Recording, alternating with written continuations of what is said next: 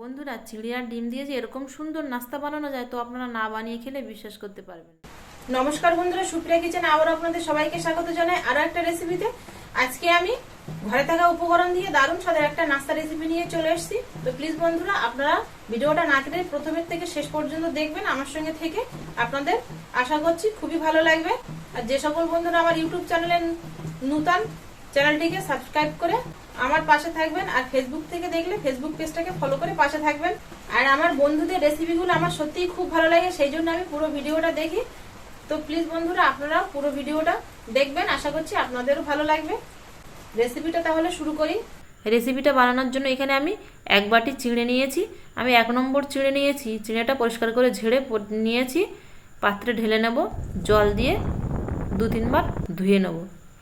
তবে জলটা ধোয়ার সঙ্গে সঙ্গে কিন্তু ফেলে দিতে হবে, দিলেই তবে এরকম ঝরঝরে দেখুন হয়েছে, একেবারে কিন্তু ভিজে কাদা হয়ে যায়নি। এর মধ্যে 2 চামচ চিনি, 2 চিমটি লবণ, আর এখানে আমুলের গুঁড়ো দুধের প্যাকেট নিয়েছি। হাফ দেব, ফুলটা দেব না, কিন্তু অল্প চুনে তো। একটা ডিম ফাটিয়ে দেবো, ডিমটাই মেন, যেহেতু এর মধ্যে আমি খাবার সোডা বা বেকিং পাউডার সোডা কোনো কিছুই মেশাচ্ছি না। এবার সব কিছু দিয়ে একটু আগে ভালো করে মিশিয়ে নেব। এবার ময়দা দিয়ে একটা শক্ত ডো বানিয়ে নেব মাখিয়ে। ময়দা কম বেশি হলেও অসুবিধে নেই, ময়দাটা যতটা লাগবে ডো বানানোর জন্য ততটাই দেব। মাখিয়ে নিয়েছি দেখুন, বেশ এরকম একটা ডো, না শক্ত না নরম। এবার ডোটাকে বাইরে দেখুন বন্ধুরা, বৃষ্টি হচ্ছে আর ঝড় হচ্ছে।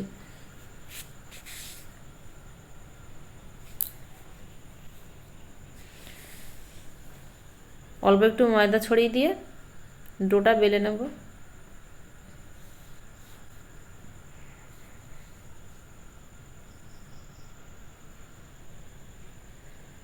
খুব একটা মোটা করে বেলবো না, আবার খুব একটা হালকা না, বেশ একটু মাঝামাঝি, বিস্কুটের যেরকম দেখেন লেয়ার থাকে ঠিক সেরকম হালকা করে বেলে নেব। চৌকো করে বেলবো, তবে আপনারা কিন্তু গোল করে বেলেও চৌকো চৌকো করে কেটে নিতে পারেন, কিন্তু আমি একেবারে এরকম করে সব সাইডগুলো একটুখানি সেট করে দিয়ে চৌকো করে শেপ দিয়ে নেব, তাহলে আমার একেবারে কাজ হয়ে যাবে। দিয়ে নিয়েছি, এবার একটা ছুরি দিয়ে কেটে নেব চৌকো করে।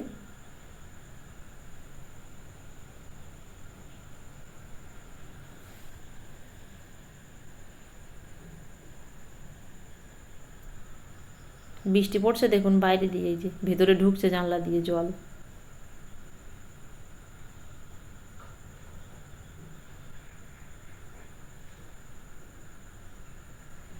দেখুন ঠিক এরকম করে কেটে নিয়েছি। কানারগুলো একটু 19-20 হয়েছে, এগুলো একটু হাত দিয়ে সেট করে নিয়েছি, রেডি হয়ে গেছে একটা। দেখুন সবগুলো একইভাবে কেটে নেব।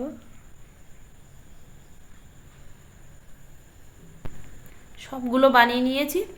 এবার গ্যাস জ্বালিয়ে কড়া বসিয়ে দিয়ে সাদা তেল দিয়ে দেবো ভাজার জন্য। তেলটা মিডিয়াম গরম হয়ে গেছে, এবার ছেড়ে দিয়ে 4 থেকে 5 মিনিট লো থেকে মিডিয়াম ফ্লেমে ভেজে নেব লাল করে। দেওয়ার সঙ্গে সঙ্গে দেখুন এরকম ফুলে উঠেছে। একটা কাঁটা চামচ দিয়ে একটু ছিদ্র করে দেবো, এটা আমার আগে দেওয়া উচিত ছিল কিন্তু আমি আগে দেইনি। তবে আপনারা চাইলে দিতেও পারেন, আবার নাও দিতে পারেন, দিলে একটু ডিজাইন হয়ে গেল, দেখতে ভালো লাগবে। একটু উল্টে পাল্টে দেবো, বাকিগুলো একটু ছিদ্র করে দেবো। এরকম লাল করে ভেজে নিয়েছি, তুলে নেব।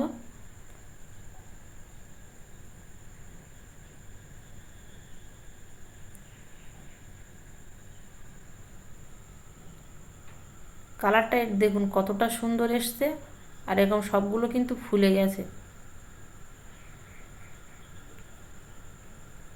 একইভাবে বাকিগুলোও দিয়ে ভেজে নেব। এইগুলোও লাল করে ভেজে নিয়েছি, তুলে নেব। এবার একটা বিস্কুট আপনাদের ভেঙে দেখাচ্ছি যে কতটা মুচমুচেও হবে, আবার সেরকম কিন্তু খেতেও দারুণ লাগবে। দেখুন এরকম কতটা সুন্দর হয়েছে।